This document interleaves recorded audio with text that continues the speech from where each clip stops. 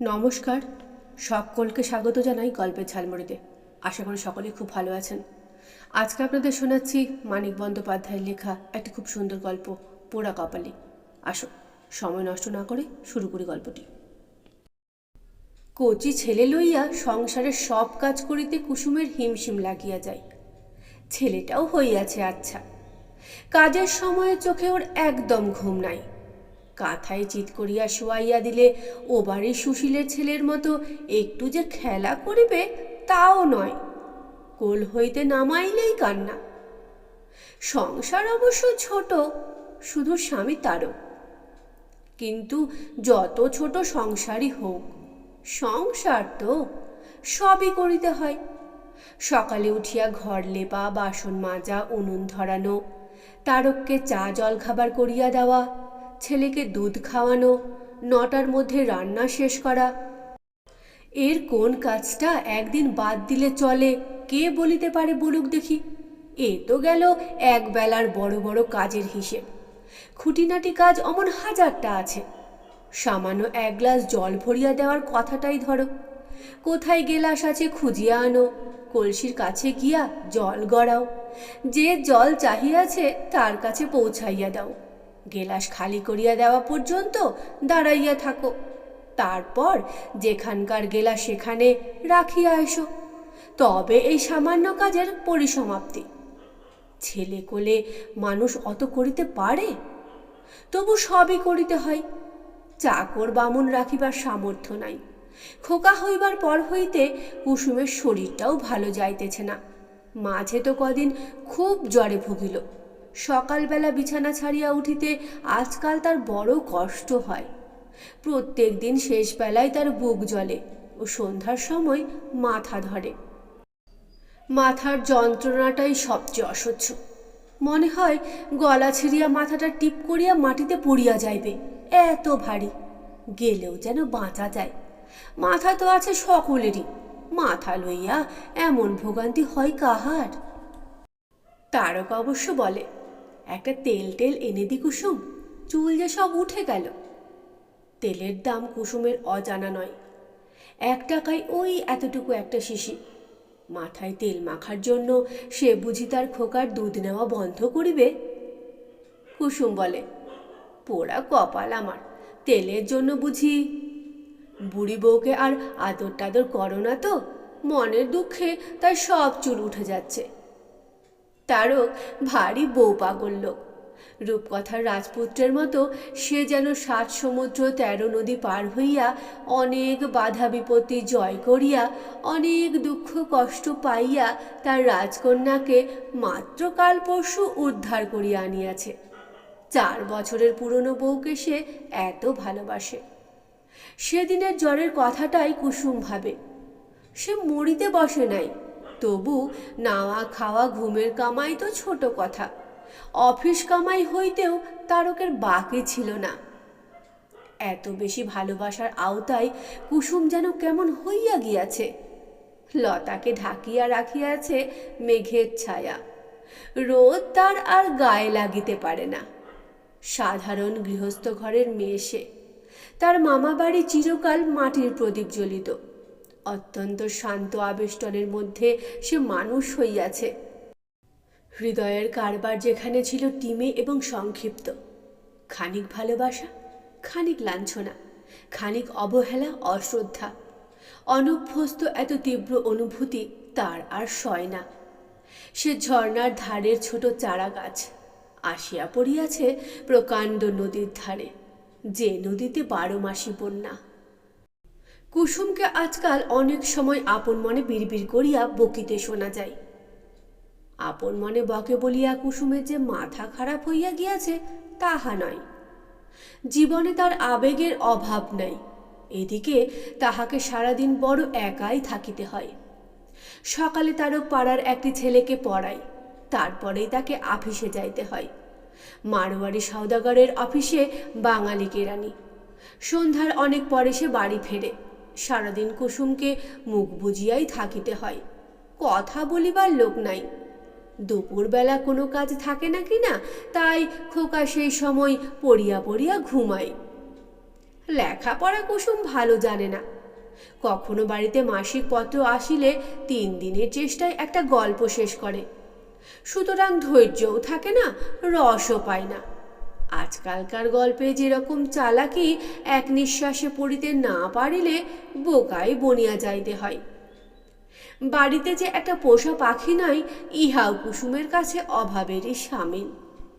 তারক পাখি কিনিয়া দিতে চায়, কিন্তু কুসুম মাথা নাড়ে, বলে না, আর পাখি পুষব না।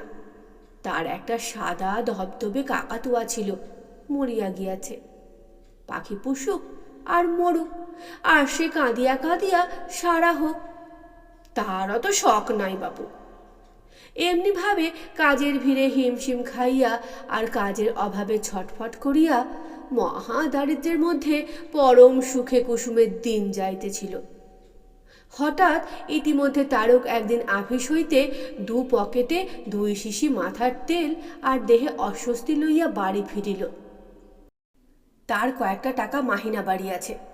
কুসুম বলিল, ও মা, এ কি 2 শিশি তেল তুমি কোন হিসেবে আনলে? 2 টাকা? না গো না, 14 আনা করে নিয়েছে। 14 আনায় আর 1 টাকায় তফাৎ তো ভারী। আচ্ছা, না হয় মাইনেই বেড়েছে, না হয় এনেছই একটা জিনিস শখ করে, তা বলে একসঙ্গে দুটো কিনতে গেলে কেন? আবার আনা হয় কি না হয়, ও তোমার 2 মাসেই ফুরিয়ে যাবে, দেখো, তাই নিয়ে নিলাম। 2 মাসে 2 শিশি তেল মাখে? বাবা, কত বড় লোক! হাসি ভরা মুখখানা কাত করিয়া কুসুম একটু ভাবিল, বলিল, মাইনে বেড়েছে তোমার, আর তেল পেলাম আমি। তোমারও তো কিছু পাওয়া উচিত। তোমায় আজ লুচি খাওয়াবো। তারকের শরীর খুব খারাপ লাগিতেছিল। দুপুরবেলা আপিস শেষে একবার বমি করিয়াছে, বোধহয় জ্বর হইবে। লুচির নাম শুনিয়াই আবার বমি আসিতেছিল, কিন্তু কুসুমের আগ্রহ দেখিয়া সে আর আপত্তি করিতে পারিল না। খাবে না, শরীর খারাপ। বলিতে বলিতেই ওর দীর্ঘস্থায়ী অনির্বচনীয় হাসিটি একেবারে মুছিয়া যাইবে। তাছাড়া জ্বর এখনো আসে নাই, আসিবে কিনা তাও অনুমান মাত্র। যখন আসিবে তখন দেখা যাইবে। এখন তো কুসুম হাসি মুখে লুচি ভাজো। কুসুম তাড়াতাড়ি ময়দা মাখিয়া লেচি পাকাইয়া উনুন ধরাইয়া ফেলিল। ডাক দিয়া বলিল, ওগো বাবু মশাই, লুচি খেতে হলে লুচি বেলে দিতে হয়। তারক দাওয়ায় তামাক টানিতেছিল। হোকোটা দেওয়ালে ঠ্যাস দিয়া রাখিতে গিয়া গড়াইয়া পড়িয়া গেল। খোলা বাতাসের সংস্পর্শে ছায়ের আবরণ সরিয়া গিয়া টিকাগুলি জল জল করিতে লাগিল। ছেঁড়া চটি দিয়া ঘষিয়া তারক টিকাগুলি গুঁড়া করিয়া দিল। অনেকগুলো আগুনের কণা উড়িয়া উঠানের অপর পার্শ্বে গিয়া পড়িল। তারকের ধুতিতেও কয়েকটা ছোট ছোট কালো ছিদ্র হইয়া গেল। হুঁকোটা সোজা করিয়া রাখিয়া বিরক্ত তারক আপন মনে বলিল, কি তেজ ওইটুকু আগুনের! এদিকে রান্নাঘরে কুসুম ব্যস্ত হইয়া উঠিয়াছে। কই গো, এলে? লুচি তোমায় বেলতে হবে না বাপু, এখানে এসে শুধু বসো, 2 কথাবার্তা কই। রান্নাঘরে গিয়ে তারক বলিল, আমি কি লুচি বেলতে জানি নাকি যে বেলবো? আমি বরঞ্চ ভাজতে পারি, দাও ভেজে দিই। তোমায় কিচ্ছু করতে হবে না, বসে বসে শুধু কথা বলো। বাব্বা, সারাদিন মানুষের গলার আওয়াজ শুনতে পাই না। না না, দাও কটা ভাজি। কুসুম সসন্দেহে বলিল, পারিবে? লুচি ভাজতে পারবো না? সে কি গো, তোমার চেয়ে ভালোই পারবো। কিন্তু সে পারিল না। প্রথম লুচিখানা ছাড়িতে গিয়া তপ্ত ঘিয়ে আঙুল ডুবাইয়া ফেলিল। তারপর তাড়াতাড়ি হাত সরাইয়া আনিতে কড়াইটাই দিল উল্টাইয়া। হাতে পায়ে সর্বত্র ঘি ছিটকাইয়া গেল। সর্বাপেক্ষা জখম হইল তার ডান পাটি। দেখিতে দেখিতে সমস্ত পায়ের পাতা জুড়িয়া এক প্রকাণ্ড ফোসকা পড়িয়া গেল। দেখিলেই ভয় করে। তারকের ফোসকাগুলি আর সারিল না, কারণ সেই রাত্রে তাহার খুব জ্বর হইল। ডাক্তারি ভাষায় যে জ্বরকে ম্যালিগন্যান্ট বলে, এবং ফোসকা সারিবার ঢের আগে সে মরিয়া গেল। শেষ রাত্রে সে মারা গেল। লোকজন জুটাইয়া খাটুলি ইত্যাদি আনিয়া তাহাকে শ্মশানে লইয়া যাইতে যাইতে পরদিন বেলা 11টা বাজিয়া গেল। সেদিন দারুণ দুর্যোগ করিয়াছিল। সকাল হইতেই ঝড় বৃষ্টির কামাই ছিল না। একটা মানুষকে ভালো করিয়া পুড়াইতে যত কাঠ দরকার তত কাঠ সংগ্রহ করা গেল না। চিতায় শোয়ানোর পর তারকের শরীরের কিছু কিছু অংশ অনাবৃত্তই রহিয়া গেল। মুখাগ্নি করিল কুসুম। চিতার খুব কাছে সে দাঁড়াইয়াছিল। চিতা ভালো করিয়া জ্বলিয়া উঠিলে যতটুকু সরিয়া না গেলে চিতার তাপ সহ্য করা যায় না, ঠিক ততটুকুই সে সরিয়া দাঁড়াইল। তার চোখে জল নাই, সম্ভবত আগুনের তাতেই শুকাইয়া গিয়াছে। ইতিমধ্যে দেখা গেল তারকের দেহে বড় বড় ফোসকা পড়িতে আরম্ভ করিয়াছে এবং একে একে ফাটিয়া যাইতেছে। এসব ফোসকায় জল নাই, শুধু আছে বাষ্প আর বাতাস। কুসুমের মাথার মধ্যে পৃথিবী পাক খাইতেছিল। চিতাটা হাতের নাগালের সূর্য। মূর্ছিতা হইয়া পড়িয়া যাইবার ঠিক আগে কুসুমের মনে হইতেছে তারকের গায়ের ফোসকাগুলো ফোসকা নয়, যেন লুচি। মাসখানেক পরে একদিন রাত্রিবেলা কুসুম মামাবাড়িতে রান্নাঘরে রাঁধিতেছিল। ডাল আর তরকারি রাঁধিয়া সে ভাত চাপাইয়াছে। ভাত চাপানোর আগে মামি তাহাকে লুচি ভাজিতে বলিয়াছিলেন। মামার শরীরটি ভালো নয়, ভাত খাইবেন না। কুসুম লুচি ভাজিতে রাজি হয় নাই। ভয়ে বিবর্ণ হইয়া বলিয়াছিল, আর যা বলবেন সব করিব মামিমা, লুচি ভাজিতে পারিব না, দয়া করুন। মামিমা উত্তরে বলিয়াছিলেন, কি করে যে মুখের ওপর পারব না বলিস বুঝতে পারি না বাপু। একে ওর সর্দি, এই বাদলাতে ভাত খেয়ে যদি অসুখ করে। ভাজতে পারিস না পারিস, ময়দাটা তো মাখতে পারবি না, তাও পারবি নে। কুসুম ময়দা মাখিয়া দিয়াছিল। মাখিতে মাখিতে তারকের অকাল মৃত্যুর জন্য নিজেকে দৈনন্দিন হিসেবের চেয়ে একটু বেশি রকমই দায়ী করিয়া ফেলিয়াছিল। শ্মশানের মূর্ছা ঘরে আসিয়া ভাঙিবার পর যে আত্মগ্লানির জন্য সে কাঁদে নাই, সেই আত্মনির্যাতন। স্বামীকে দিয়া সিঁদুর আনাইতে নাই এটা কুসুম জানিত। আজকাল তার ধারণা হইয়াছে বিশুদ্ধবারের বারবেলায় স্বামী মাথার তেল আনিয়া দিলেও অমঙ্গল হয়।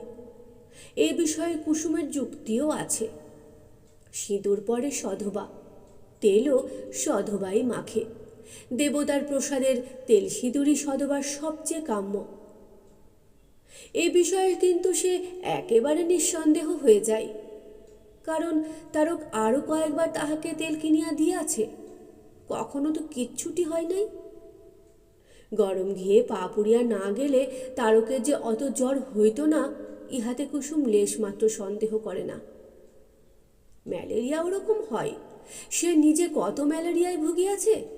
ম্যালেরিয়ায় মানুষ 3 দিনে মারা যায় না। তারপর তারকের ভালো মতো চিকিৎসাও হয় নাই। কোথা দিয়া কি হইয়া গেল, চিকিৎসার সময়ও যেন পাওয়া গেল না। পোস্ট অফিসের টাকা জমানোই রইল, গায়ের গয়না বাঁধা পড়িল না। বড় বড় ডাক্তারেরা তারককে দেখার সময়টা অবসর হিসেবে যাপন করিল। একটু নিরীহ দুর্বল প্রতিবাদ করিয়াই সে হইল বিধবা। উনুনটা চমৎকার জ্বলিতেছে। রান্নাঘরের এক কোণে জমা করিয়া রাখার দরুন এই বাদলাতেও কাঠগুলো শুকনো খটখট হইয়া আছে। পিড়িতে উবু হইয়া বসিয়া কুসুম মহাবিষ্টের মতো আগুনের দিকে চাহিয়া রহিল। কি রং আগুনের! কুসুম কতকাল দুবেলা উনুন জ্বালাইয়া রান্না করিয়াছে, কিন্তু এমন স্থূল অগ্নিশিখায় এমন গাঢ় রঙের আবির্ভাব সে কখনো দেখে নাই, তারকের চিতাতেও না। ওদিকে মামি লুচি ভাজিতেছিলেন। ঘিয়ের গন্ধে কুসুমের কষ্ট হইতে লাগিল। আগুনের অভূতপূর্ব রূপ সম্বন্ধে সম্পূর্ণ সচেতন থাকিয়াও ঘিয়ের গন্ধে সর্বাঙ্গে যে অস্বস্তিকর অনুভূতি হইতেছিল তাহাও সে উপলব্ধি করিতে লাগিল। হঠাৎ রোমাঞ্চ হইয়া তার হাড়ের ভিতর পর্যন্ত শিরশির করিয়া উঠিল। কুসুম খুব রোগা হইয়া গিয়াছে। দেহে মনে সুস্থ থাকার পক্ষে তার কতকগুলি গুরুতর অসুবিধা উপস্থিত হইয়াছে। কয়েক মাসের মধ্যে পৃথিবী তার কাছে আরও একটি মানুষ আদায় করিবে। বৈধব্য জীবনটা এই অবস্থায় উপযোগী নয়। রাত্রে তাহার ভালো ঘুম হয় না। শোক, অন্ধকার, ঘুমন্ত খোকা আর খানিকটা পাগলামি আজকাল কুসুমের রাত্রির সম্পদ। শোক তাহাকে থাকিয়া থাকিয়া কাঁদায়, অন্ধকার তাহাকে ভয় দেখায়, খোকা তাহাকে বিরক্ত করে, আর পাগলামি পাগলামি তাহাকে জাগাইয়া রাখে। তার পাগলামি এইরূপ, সে মনে করে তারকের সঙ্গে গল্প করিয়া সে যত রাত জাগিত, এখন তারকের জন্য শোক করিয়া তার চেয়ে ঢের বেশি রাত জাগা উচিত। ঘুম আসিলেও তাই সে ঘুমতো না। ঘুমকে ঠেকানো তার পক্ষে কঠিনও ছিল না। তারকের সোনার রং কেমন করিয়া পুড়িয়া কালো হইয়া ফোসকা পড়িয়াছিল, সেই দৃশ্যটা কল্পনা করিলেই ঘুম আর লেশমাত্র চোখে থাকে না, নিশ্চিহ্ন হয়ে যায়। মামির বড় মেয়ে বাটি আনিতে আসিয়া বলিল, কিরে কুসুম, উনুনে অত কাঠ গুজেছিস কেন? একদিনে কি সব পুড়িয়ে শেষ করবি? আনমনে গুজে ফেলেছি দিদি। কুসুম ৩-৪খানা কাঠ টানিয়া বাহির করিয়া জল ছিটকাইয়া নিভাইয়া উনুনের পাশে রাখিয়া দিল। ধোঁয়ায় তার চোখ কটকট করিয়া জল পড়িতে লাগিল। জ্বলন্ত কাঠ ভালো করিয়া না নিভাইলে যেমন ধোঁয়া হয়, তেমনই একটা বৃষ্টির শ্মশানাশ্রয়ী গন্ধ ছাড়ে। ধোঁয়ার ছলনাই নয়, প্রকাশ্যে এবং গোপনে কুসুম আজকাল খুব কাঁদে। তার চোখের জল জমাইয়া রাখিলে এক বাটি ভরিয়া যাইত। মুছিয়া মুছিয়া চোখ শুকনো হইলে কুসুম চাহিয়া দেখিল ভারী একটা বিপদের সূত্রপাত হইয়াছে। উনুনের পাশে এক আঁটি পাটকাঠি বেড়ায় ঠেস দিয়া রাখা হইয়াছিল। ইতিমধ্যে কখন নেবানো কাঠগুলির একটা আপনা আপনি জ্বলিয়া উঠিয়া তাহাতে আগুন ধরাইয়া দিয়াছে। কয়েক মিনিটের মধ্যে এই আগুন বেড়ায় লাগিবে এবং দেখিতে দেখিতে খড়ের চাল জ্বলিয়া উঠিবে। বৃষ্টিতে চালের উপরিভাগ অবশ্য ভিজিয়া আছে, কিন্তু আগুনকে ঠেকাইবার ক্ষমতা তাহার নাই। রান্নাঘরের চাল একবার জ্বলিয়া উঠিতে পারিলে বাড়ির অন্য ঘরগুলিকেও দলে টানিবে। পাশে মুখুজ্জে বাড়ি, সেটিও রেহাই পাবে না। সরকারদের বাড়িটিও মুখুজ্জের বাড়ি লাগোয়া। পাটকাঠিগুলোর মধ্যে সদ্য জাগ্রত ওই ভীরু ও দ্বিধাগ্রস্ত শিশু অগ্নিদেবতাটি আজ পাড়ায় লঙ্কাকাণ্ড না করিয়া ছাড়িবে না। ব্যাপারটা কুসুম চমৎকার উপলব্ধি করিতে পারে। একটা বিরাট বিশ্বগ্রাসী চিতা, এক রাত্রে একসঙ্গে এক রাশি মানুষের সর্বনাশ। রঙে আর উত্তাপে অন্ধকার আর শূন্য ভরপুর হইয়া যাওয়া, এবং তাহারই চারিদিকে কেবল হাই হাই, কেবল বুক চাপড়ানো। ২-৪ জন পুড়িয়া মরিবে না? তীব্র ক্ষীণ দৃষ্টি মেলিয়া কুসুম হিংস্র সাপের মতো অগ্নিশিখার হেলিয়া দুলিয়া বাড়িয়া কমিয়া শ্লথ সন্তর্পণ অগ্রগতি চাহিয়া দেখিতে লাগিল।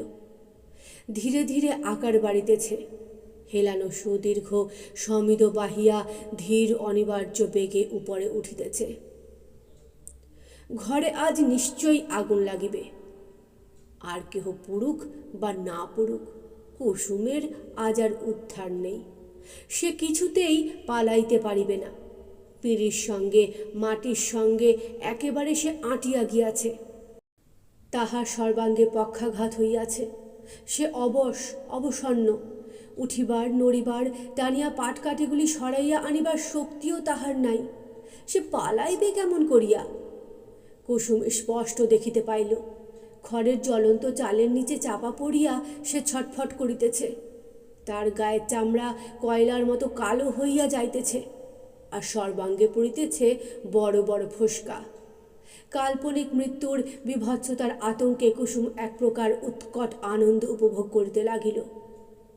তার আর কিছুমাত্র সংশয় রইল না যে একবার হাত বাড়াইলেই যে বিপদ আটকানো যায়, সে বিপদের সামনে সে যে হাত গুটাইয়া বসিয়া আছে, সে বিধান ঈশ্বরের।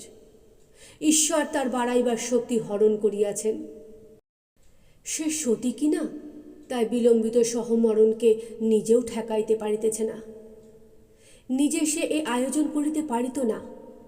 তার আত্মহত্যার মধ্যে শুধু আত্মহত্যার পাপ নয়, নবহত্যার পাপও আছে। কিন্তু ঘরে আগুন লাগিয়া পুড়িয়া মরাতে তার আর হাত কি? সেজন্য তাহাকে নরকে যাইতে হবে না। কাহারও কাছে কোনো কৈফিয়তও দিতে হইবে না। হাসিতে হাসিতে সে স্বর্গে তারকের কাছে চলিয়া যাইবে। ৩৫ দিনের বেশি সে যে বিধবা হইয়া থাকিল না, ইহার গৌরবে মুগ্ধ হইয়া লোকে তাহাকে ধন্য ধন্য করিবে। খোকার কথা কুসুম ভাবিয়াছে। মামির ছোট ছোট ছেলে নাতি নাতনির সঙ্গে সে শুইয়া আছে। তাহার সঙ্গে ওকেও সকলে সরাইয়া লইবে নিশ্চয়ই। কোলের ছেলে তার মরিবে না। কষ্ট অবশ্য সে অনেক পাইবে, কিন্তু তাহা বিধাতার ইচ্ছা। কুসুমের ওতে কোনো হাত নাই। মায়ের মরণের ব্যবস্থা আজ যিনি করিলেন, মায়ের ছেলের বাঁচার ব্যবস্থাও তিনিই করিবেন। কুসুমের মাথায় যত চুল তত কাল ধরিয়া করিবেন। এক্ষণে আগুন আঁটি বাঁধা পাটকাঠির মাঝামাঝি পৌঁছাইয়াছে এবং বেশ জোরেই চলিতেছে। এখানটা ভালো করিয়া পুড়িয়া যাইতেই পাটকাঠিগুলি ভাঙিয়া নিচে পড়িয়া গেল। ঘরে যে আগুন আজ লাগিবেই তাহার আর তেমন কোনো নিশ্চয়তা রইল না। পুড়িতে পুড়িতে একসময় আগুন নিভিয়া গেল। অবশিষ্ট রইল খানিকটা ছাই, কিছু জ্বলন্ত কয়লা আর কয়েক টুকরো পাকাটি। কুসুমের মনে হইল সে খুব বেদনা পাইয়াছে, ভারী হতাশ হইয়াছে। রান্নার খুন্তিটা দিয়া সে তাহার স্থূল আকাঙ্ক্ষার দগ্ধাবশেষগুলি নাড়িতে লাগিল। ছায়ের ভিতর হইতে বাহির হইয়া পড়িল আধ পোড়া একটা তেলা পোকা। ধন্যবাদ গল্পটি শোনার জন্য। ভালো লাগলে অনুগ্রহ করে লাইক, কমেন্ট, শেয়ার ও সাবস্ক্রাইব করে আমার পাশে থাকবেন। আবার আসবো অন্য একটি গল্প নিয়ে। ততক্ষণে সকলেই ভালো থাকবেন।